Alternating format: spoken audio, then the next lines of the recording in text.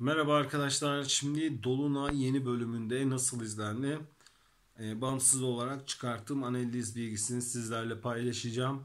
Arkadaşlar bu arada ben çok fena hasta olmaya başlamışım galiba.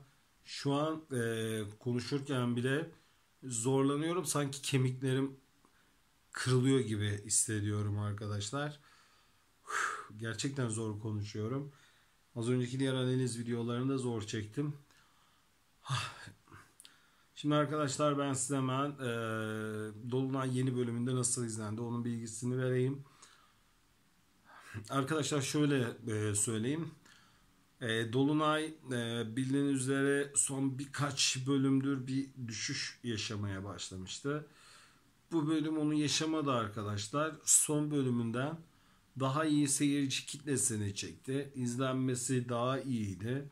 Seyirci ilgisi daha güzeldi. Zap yeme oranı da düşüktü arkadaşlar. Bu bölüm düşükte zap yedi. Yani genel olarak toparlarsam Dolunay son bölümünden güzel izlendi. Dolunay seyircisi bu şekilde genel analiz videoları istiyorlarsa sayfama abone olabilirler. Benden bu kadar arkadaşlar. Dua edin. Kendinize çok çok iyi bakın.